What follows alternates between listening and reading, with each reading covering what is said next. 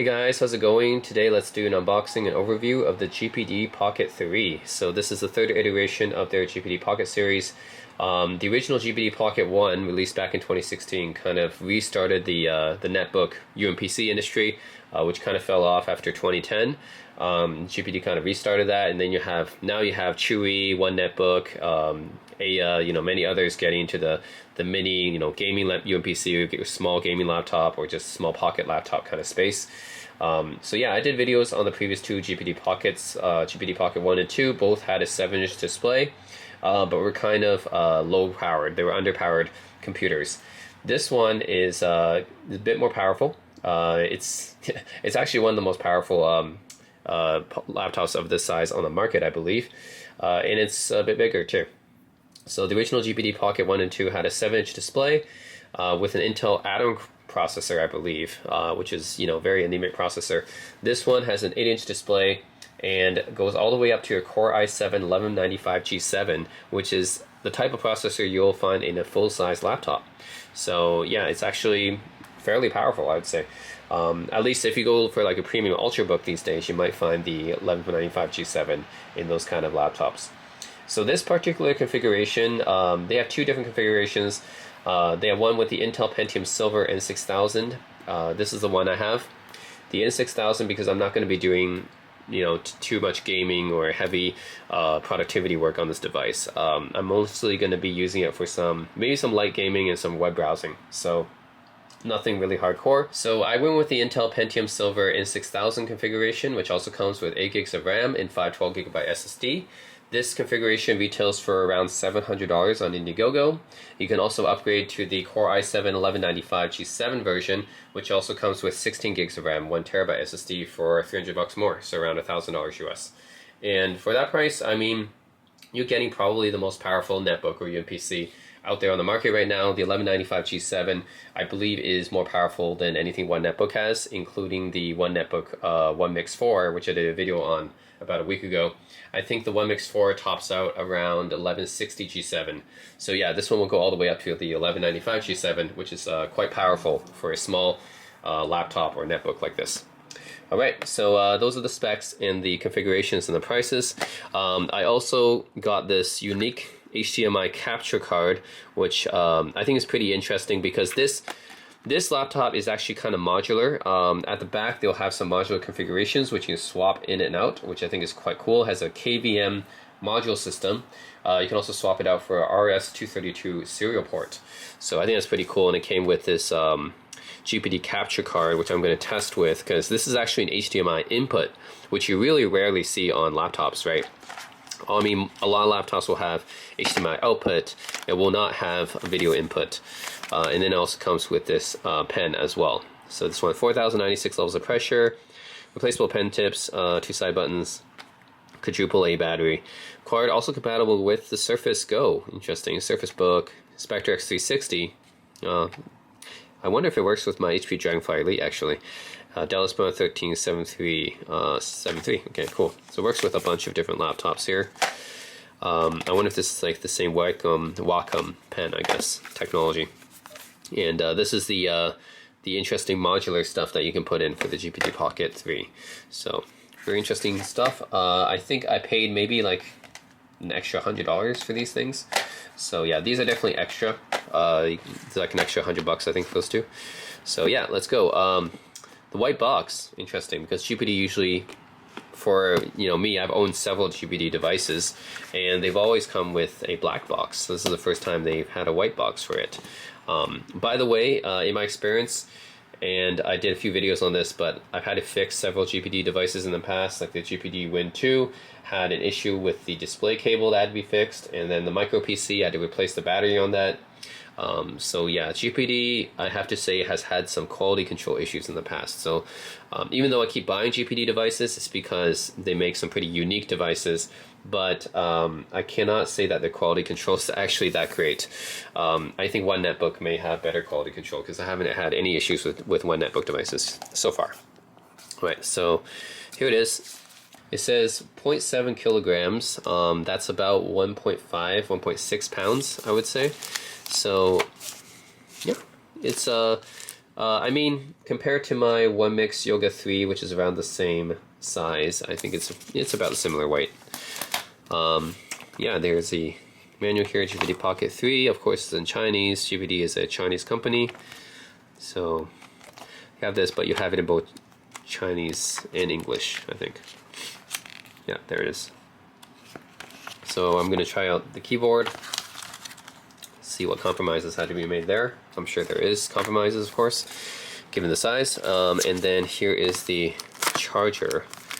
Whoa. USB-C, of course. Ooh, you get a lanyard. You get a lanyard ring with this laptop. That's cool. USB-C charger, of course, and charging brick right here. Looks like a typical charging brick. You know, it's got an Apple MacBook vibe because it's white. Okay, let's put this aside for now. All right, nothing else in the box. It's pretty simple. And then here's the laptop itself, and looks like it has a nice gunmetal finish.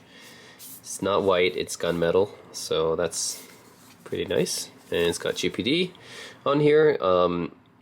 In the past, I don't think GPD has put their logo on all their devices. Some of their past devices, I forget, I don't think the Pocket 1 and 2 even had it. Yeah, I think only recently GPD started putting their logo actually on the lid. But before they didn't even do that. The bottom, of course, made in China, N6000 version. I wonder how difficult this is to open up. I've had to open up several GPD devices in the past. They're not the easiest things to open up. I mean, they're very tiny, right? And this is what it looks like. Ooh, it's got very nice clicky keys. Okay, the keys are very nice and tactile feeling. That's what I like about these. Okay, cool. So the design of the GPD Pocket 3. Let's talk about the ports first, okay? So on the left side here, you'll see there is USB-C for charging, of course, and then there's a full-size HDMI, and that's it. And then on the right side, you have two USB-A ports, which I believe are USB 3.2 Gen 2 ports, and a headphone jack. And then on the back, you have a full-size RJ45 Ethernet jack, and another USB 3.2 Gen 2 port, which is a USB-A. So it's interesting, they kind of took a different approach than the one Netbook One Mix 4 I had.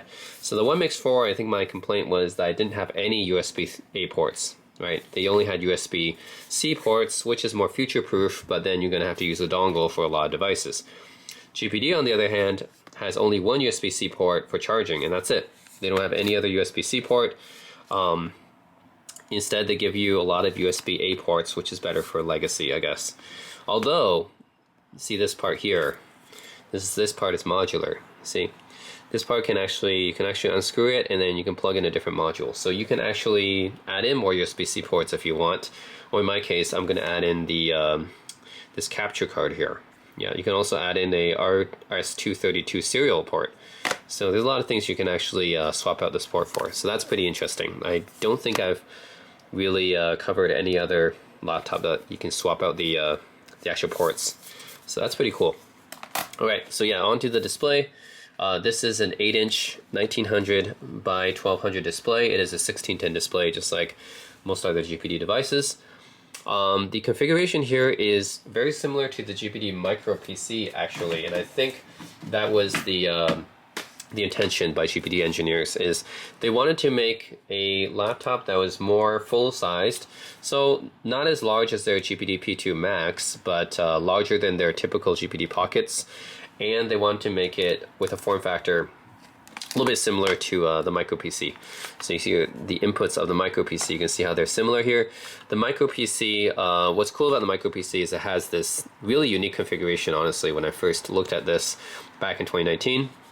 You have a touchpad right here, and then you have left and right click buttons right here with a, this is very similar actually to what you would find on a Lenovo ThinkPad, like down here at the trackpad level, they would have these buttons for the track point nub, but instead of a track point nub, it gets placed on the left side here, and then you have a trackpad.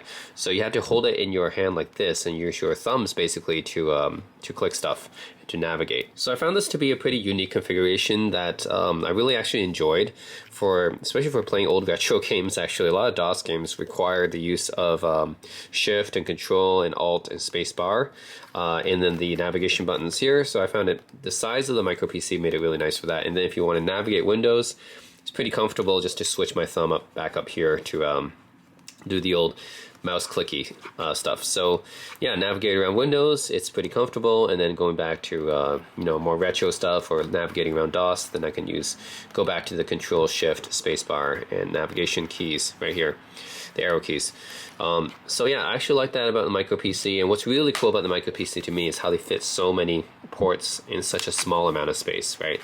So micro PC is a 6-inch computer, so it's tiny, right? I mean, just look at the size compared to the Pocket 3. It's a tiny computer, yet they fit, I think, 9 ports in here, including a serial port. So that's really cool. It's just the only thing I didn't like about the micro PC is the battery had an issue, which I had to replace. But yeah, other than that, I kind of like the configuration of the micro PC and how they have this trackpad here with the left to right click. So one thing I didn't like about one Netbook devices is that they always had this optical track point nub, which I didn't like as much. So same thing like what I talked about in my 1Mix4 video. What I liked about the 1Mix4 is that I went with the trackpad. Because my 1Mix Yoga 3, all my other one Netbook devices, they have this track point nub, which I didn't really like to use. GPD Pocket 3 goes with a micro PC layout with the trackpad here, and then the left and right and scroll button here. So a very similar type of layout, only it's bigger, right? So you can do this just putting this on a desk somewhere, and then you can use your index finger to do this actually, or you can actually use your thumbs just like you would on the micro PC. So you can do either way. You use your index finger on a desk. I think it's not too uncomfortable. Definitely not more uncomfortable than the optical track point nub thing that one Netbook had. But I think using it with your thumbs is nice too. You got to hold it up like this. Of course, it's going to be bigger than the micro PC and a little bit more uncomfortable. And then the keyboard is actually pretty good. I would say a decent amount of travel. I would say it's very comparable to the 1Mix4, which I did a video on a week ago. Very comparable to the 1Mix4, and I said in that video the 1Mix4 had a pretty nice keyboard. Just from the feel, yeah, it's pretty similar to the 1Mix4. So, which means it's pretty good. There's not too many compromises. I mean, I can see that the shift key on the right here is smaller. The tab button here is smaller, although at least they have it on this row. Previously, I've seen on GPD Pocket devices, this wasn't even on here. This was like moved up to the top.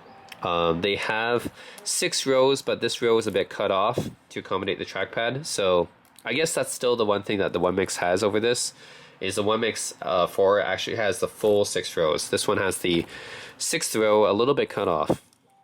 So I think they have to remap some of this stuff. Yeah, so you have so many, tertiary mappings on these function buttons up here. But other than that, I wish these navigation keys could be a little bit bigger. They're a little bit tiny. But yeah, the feel of the keyboard is pretty nice. It's clicky, tactile. Just there is definitely compromises that's been made. So yeah, I wish the navigation buttons here, the arrow keys, I wish the up and down always get very compromised. Small shift key, tab key, and the smaller 6th row up here. Those are the compromises I can see. Otherwise, I guess that's what they had to do, right? Because of the size of this thing. And then there's a fingerprint sensor right in the middle here, which is also the on button.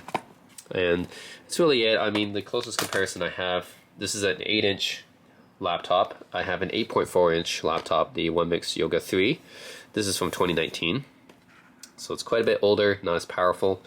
But you can compare, maybe the size is fairly similar because they're both 8-inch laptops here. So yeah, optical track point nub for the 1Mix, which I don't like that much. I prefer to have this trackpad, the kind of left to right clicky mouse configuration right here with your thumbs. I think this one I like better. Fingerprint sensors up here for the One Mix Yoga 3, and they have full 6 rows on the One Mix Yoga 3. Just the caps lock is compromised here. The caps lock is not too compromised on the Pocket 3. It's actually okay. It's not full-sized, but it's not that compromised, whereas on the Yoga 3 you can see it's severely compromised. The navigation buttons, the arrow keys, you might be getting actually about similar. They're about the same, actually. I can't say that. Yeah, you just get a little bit more width on the Pocket 3, but then you get more height on the One Mix, so it's a wash, I think. Yeah, neither of these arrow keys are really that great. The One Mix 4, I think, has better arrow keys than both of these. But the One Mix 4 is a 10-inch device, so it is slightly bigger. And the P2 Max would have a better better layout as well, because it is also slightly larger. That's 8.9 inches.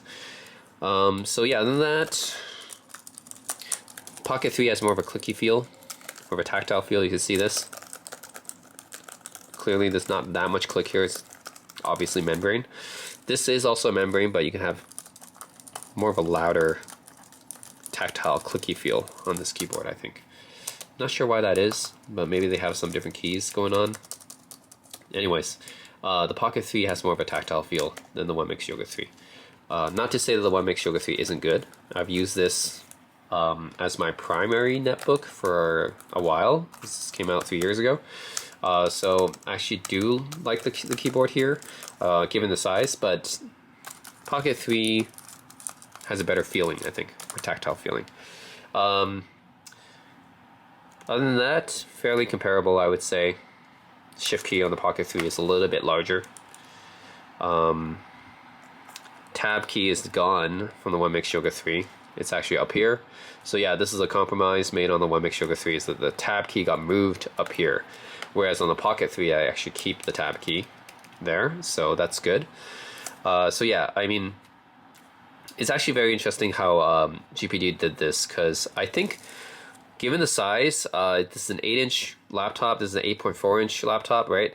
GPD Pocket 3 did not make too many compromises. I think it's actually pretty good for what it is. I mean, they don't even have a full row up here, but somehow they managed to fit all the main keys into a nice spacing without having to compromise too much. Whereas the Yoga 3 has a nice full set of rows, but even then I felt like the Yoga 3 did a few more compromises than the Pocket 3 did, even though it's a little bit bigger. So that's interesting. Status indicator lights, if you care about that stuff, the Yoga 3 has that. The Pocket 3 does not. They're both convertible, so they're both touch displays. So and they also have the same resolution. So yeah, 1920 by 1200. They're both 1610 displays. So with the Yoga 3, of course, you can do this 180 degree hinge.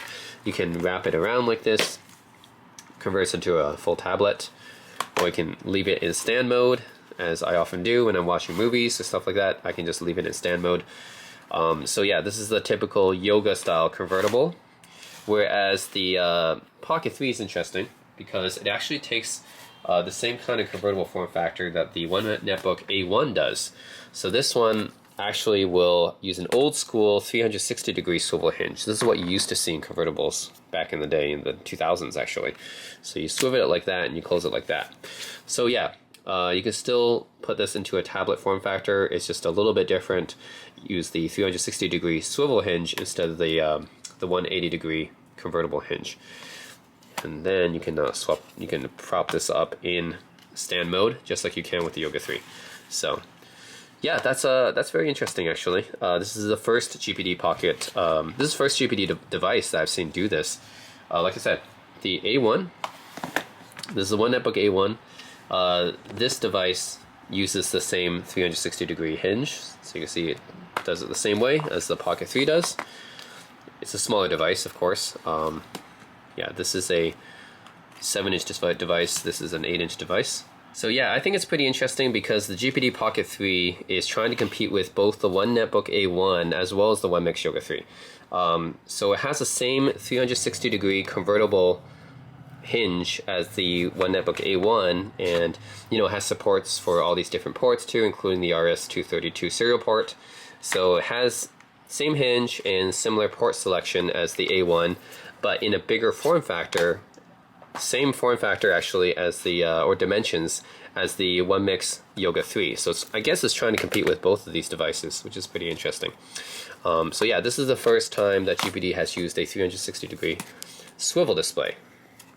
Now I'm not sure which display is actually better. Some people might prefer the 180-degree convertible yoga hinge. Some people might prefer the swivel display. I will say that this is the more old school display. Basically every convertible computer, I think my first convertible computer was back in 2006 with the Gateway C7 2X24 or something like CX2724, yeah. That was a 14-inch convertible laptop, and it used Windows XP Tablet Edition, and it has this 360-degree convertible hinge. That's a very old school style. Many people might say, well, the hinge is under more stress if you do it like this, but you can also show your, I guess it's better for presentations because you can show people like just swivel it like this, show them a presentation or something like that. It's easy to show someone something going on with the display and then just swivel back to do your work. So yeah, or otherwise compare it to the yoga style where you'd be like, oh, I have to fully convert it in order to show someone something and then convert it back. It takes a little bit more work. But yeah, those are the two different kinds of convertible hinges. Okay, so obviously the GPD Pocket 3 is more powerful than either the Yoga 3 or my One Netbook A1. But I'm going to be putting this through its paces, and we're going to try out this RS-232 capture card to see what this actually does. So I'm very intrigued by this. And oh yeah, let's do the size comparison. So GPD Pocket 3 right here, One Mix Yoga 3. These are probably the most comparable in terms of dimensions. The One Mix Yoga 3 is like slightly more, yeah, it's got a little bit more width, as you can see. Got a little bit more width, but it's also not as thick. The GPD Pocket 3 is actually a little bit thick. See, so the Pocket 3 is a little bit more thicker than the Yoga 3. Yoga 3 is a little bit more wider. The Pocket 3 is a little bit more lengthier though. You can see it. Pocket 3 is a little bit more lengthier. Yoga 3 is a little bit more wider. Pocket 3 is slightly thicker. So that's a comparison there. They both weigh about the same, 1.6 pounds-ish. And then also for comparison, the One Netbook A1, which is of course smaller than the Pocket 3. Actually, it's really about the same length, but just Pocket 3 is an 8-inch device. This is a 7-inch, so it's a little bit wider. And then the micro PC is the smallest out of all of them, with a 6-inch display. You can tell that it really is living up to its name as a micro PC. So yeah, that's really the size comparisons between these guys. Micro PC is smallest, then the A1, and then these two roughly similar, I would say. Just the Pocket 3 is going to be a little bit more thicker. I think is the main thing I noticed. So, alright, now I'm going to actually try to fit this capture card in and see how that works. Alright, let's open this one up.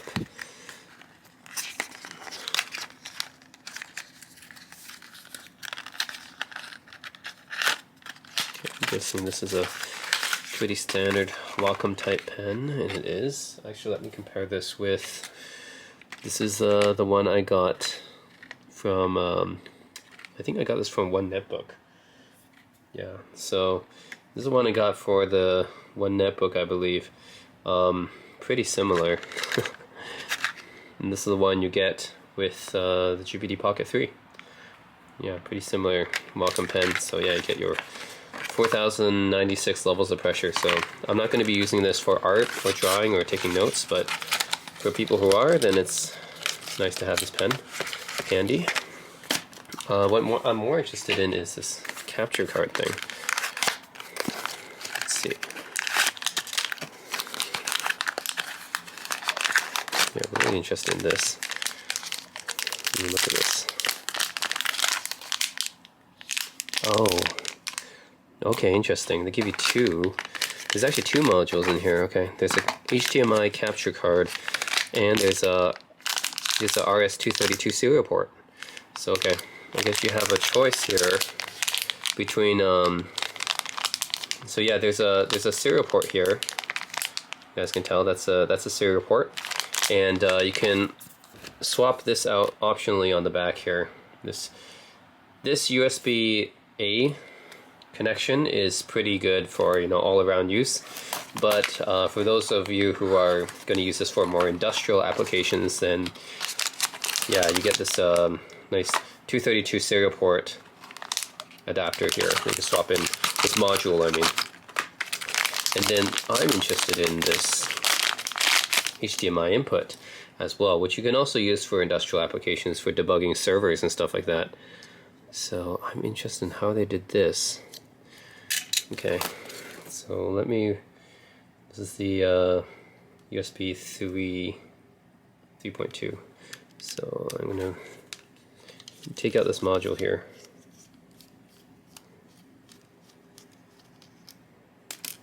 Just two screws holding it in.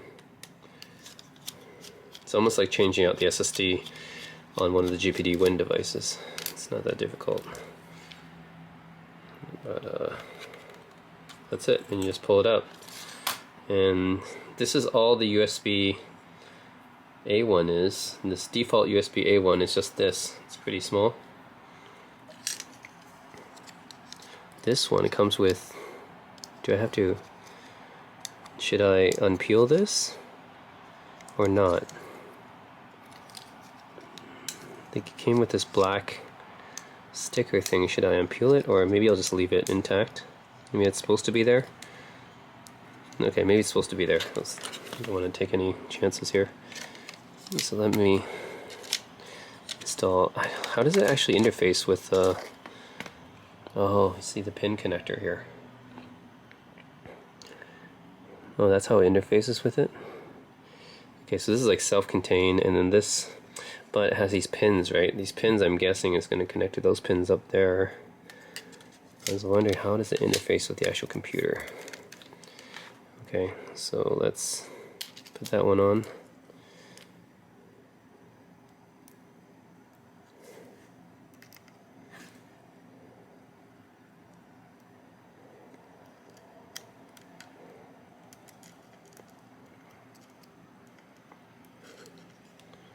Come on.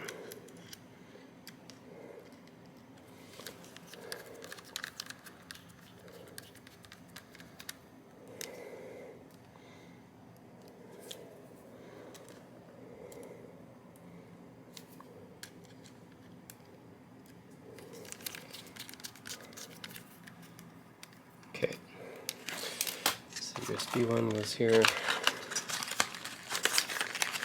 Interesting. Okay, so now I have the HDMI module installed. Let's actually boot it up and see how it works. Backlit keyboard, of course. But, I have to mention that because the GPD P2 Max did not have a backlit keyboard. So it's not actually, you can't actually take for granted this thing having a backlit keyboard. Alright guys, so I have done it. I have plugged in Nintendo Switch to my GPD Pocket 3. So this is pretty interesting. So what I did was, you see this HDMI input module that I just installed on the Pocket 3. Now the reason why I bought this module is not because I'm going to debug any servers or anything like that, but I was really curious to see, because HDMI input is just so rare to find on any kind of laptop, what would happen if I plugged in any kind of HDMI input into the GPD Pocket 3, right? So I was wondering, would this work with camcorders? Would this work with DVD players, Blu-ray players, or game consoles, right? So that's what I've done, and lo and behold, it works. I have my Nintendo Switch OLED, the HDMI output, plugged in to the HDMI input of the Pocket 3 module right there. And I had to install this app, right? So the GPD Pocket 3 doesn't come with this app installed by default, but the app is called HDMI In. You can also use OBS Studio, I believe, as well. I think GPD themselves recommend you either of those two.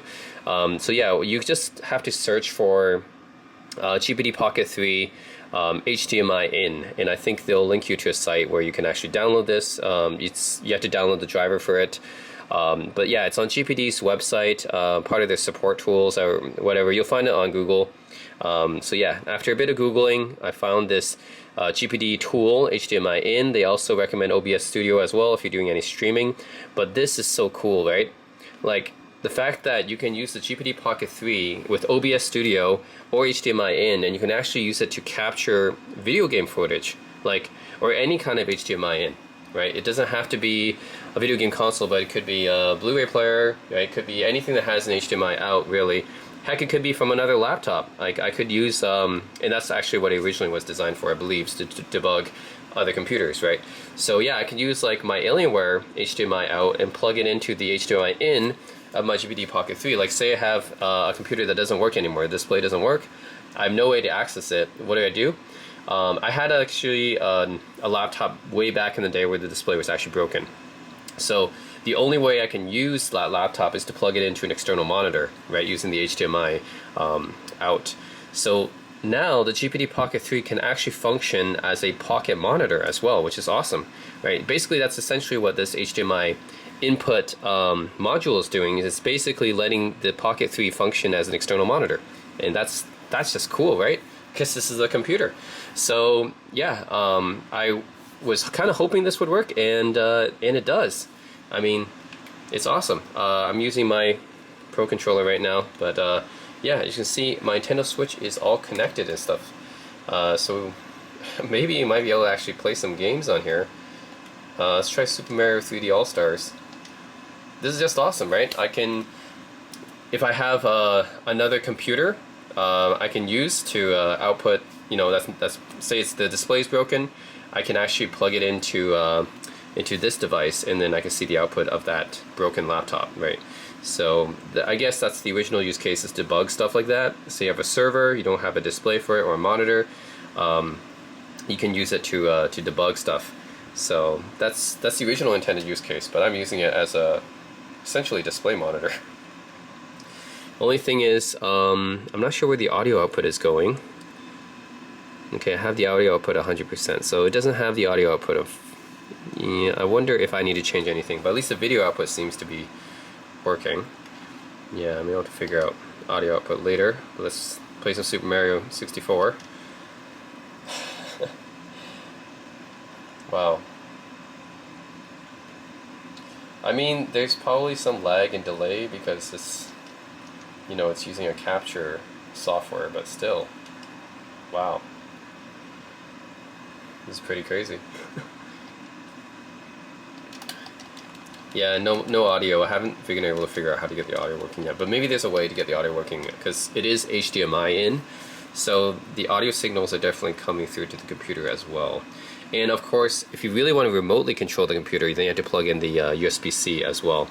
So yeah, if you have another computer that display doesn't work, or you need to debug it, or you have a server that you need to debug, you need to plug in the HDMI as well as a USB-C cable, so you can actually use the GPD Pocket's functions on that computer. Like, basically the keyboard and everything would just defer to that computer instead. So you can use your yeah, whatever keyboard or whatever, like whatever you type in on the keyboard or mouse input or whatever would actually go to that computer. So that's pretty cool. I mean, you can use the HDMI in for the video output, and then you connect a USB-C input so that you can remotely control the other computer.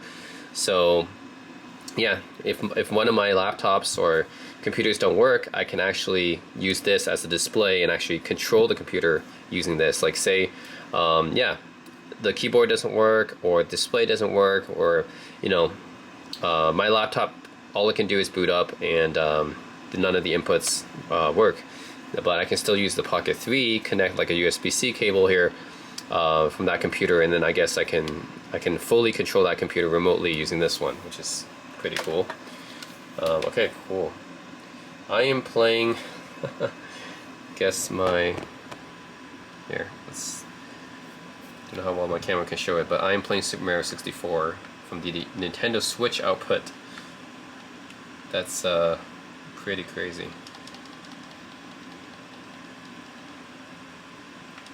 It doesn't seem to be too much lag.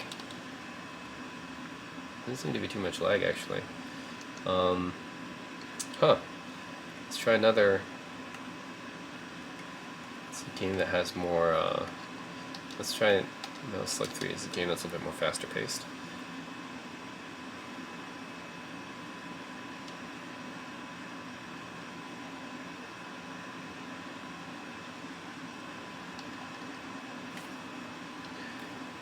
Okay.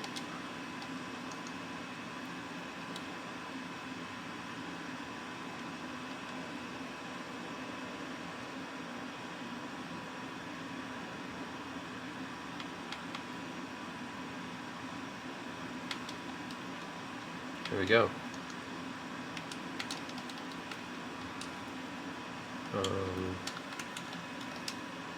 Guess that is my coordinate. Okay, here we go.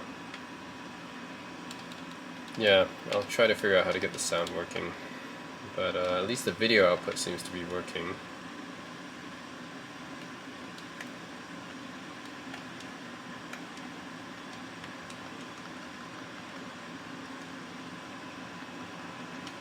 Okay. Well, what was that? Okay, it's Metal Slug on the Nintendo Switch on the GPD Pocket 3. That's so cool. Alright, I guess as it pertains to the actual input devices and the keyboard and stuff like that, I usually use the Pocket 3 like this, using my middle finger or index finger or thumb to control the mouse, and yeah, I can use these buttons like this, so that's pretty cool. So yeah, that is using the HDMI input. Now I actually wonder, for an even more impressive thing, maybe you can actually hook up the PS5. Alright, so I hooked up my PS5 to the GPD Pocket 3, yes. Right now I'm using my PS5 with the GPD Pocket 3, which is actually pretty incredible. So, I mean, yeah, this can use any HDMI input, so yeah, why not? Let's go back to Spider-Man Miles Morales. That's what we're playing right now. Let's see, well, it's not going to run at the full, 60 frames a second on here, but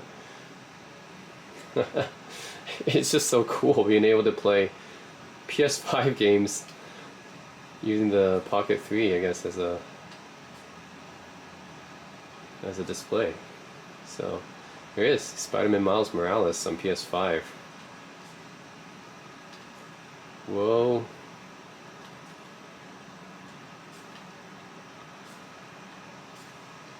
Whoa.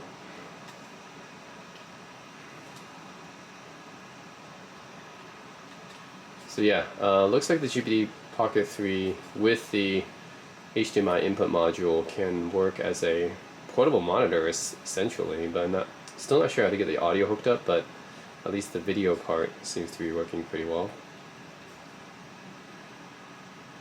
Okay, so yeah, Spider-Man for the PS5.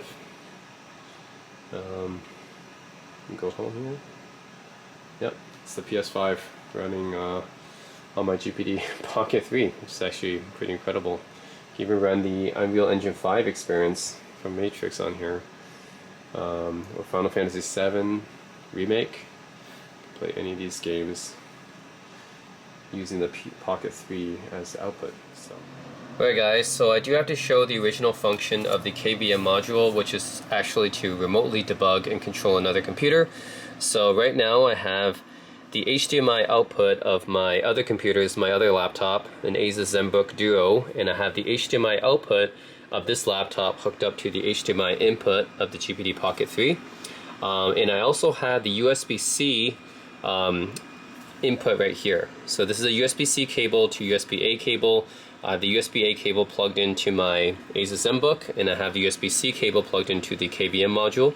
So this way, my GPD Pocket 3 is essentially acting as both a portable monitor and a remote controller device. So it's really cool. I mean, here I'm able to control, the desktop on the Asus ZenBook. So this is right now being an extension of my Asus ZenBook. I can actually change that. So let's actually change that. If I go to display settings and we do identify, we can see that well, my ZenBook Duo happens to have another display, so I have 3 monitors right now, but you can see this is the third one, external one that's been connected, which is my Pocket 3. I can actually, right now extending, I can duplicate, let's duplicate the desktop. So right now, so if I duplicate the desktop, I'm seeing a mirror image of my desktop on my ZenBook right now. See, exactly the same. So right now this is functioning as a portable monitor. So yeah, the HDMI input obviously works as a portable monitor, right? So I can just hook up the HDMI output of my laptop to the HDMI input here. But what's cool about having the USB-C input as well is now I can use this as a remote controller. When I plug in the USB-C cable here, it basically detects this as another controlling device, like a keyboard or a mouse. So say I open up just anything that requires an input. Okay, so I'm on the website right now. So let's just type in something. So I can actually type in something using my GPD Pocket as the device. So let me see. Yeah. So yeah, it's so cool. I'm actually, the keyboard here is actually typing in the input here, which is really, really cool. I mean, you can see this. So say for example I can type in cyber, I can spell cyberpunk. Okay, I hit enter. There we go. I mean, it's actually controlling it, and I'm controlling it remotely, basically, using my GPD Pocket 3. Super, super cool, right? I mean, I can use the mouse as well. The mouse is also functioning, so I can open a new tab here. Whoops. And I can go to say Engadget.com. Yep, there we go. And I can use my mouse, whatever. I can scroll down. So cool, right? I can use my Pocket 3 as basically a remote controlling device for my other laptop, which is, I guess, the original intended use case. So, yep, just want to show this use case as well. Of course, I can remotely control the desktop or remotely control the operating system on my other laptop, and this is really useful, I guess, not only if you want to use this as a portable monitor. If you do want to use this as a portable monitor, you can just extend your desktop onto this, but if you have a laptop that you want to debug, maybe the display is broken or something like that, you want to remotely control it, then you can use your GPD Pocket 3 to do that, which is, really, really cool. So, yeah, that's it. Just want to show that I can control pretty much any computer. Yes, this has so much power. This small thing has so much capability and power. That's really, really cool. And of course, this is all using the HDMI in software as well. That's where I can view it. But I guess you can also use OBS Studio or whatever to record a stream if you want to.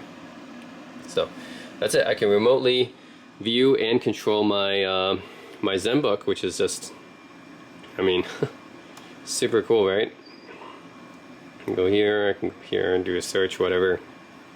Really, really cool stuff. So yeah, guys, that's the GPD Pocket 3. I think this is a very versatile computer, especially with that interchangeable modules on the back. So right now, there's a few different modules you can choose. There's the standard USB-A one. Then I swapped it out for the HDMI input, which is a really cool module. You can use that as basically a portable monitor. You can also use the serial port module as well. Has a full complement of USB-A ports, not just USB-C. So it's good for legacy stuff. It's a convertible display that uses a 360-degree swivel hinge, touchscreen, of course. This layout is pretty interesting. I liked it on the micro PC. I don't think any other PC maker really does stuff like this. They have the left and right buttons right there.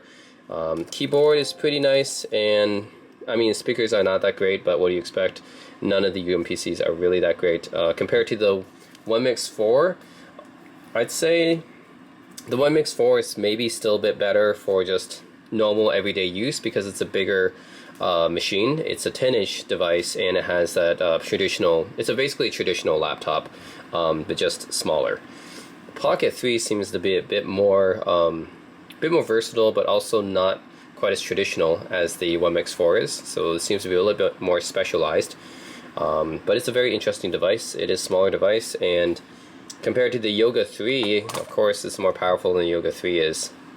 So yeah, I think if you really want a powerful pocket laptop, I think this is also going to be the way to go, because it tops out at an 1195 G7, which even the One X4 will not match. So that's it, guys. GPD Pocket 3 is a very powerful, unique, versatile device. The only thing is, I hope this device doesn't have any issues like my other GPD devices have had.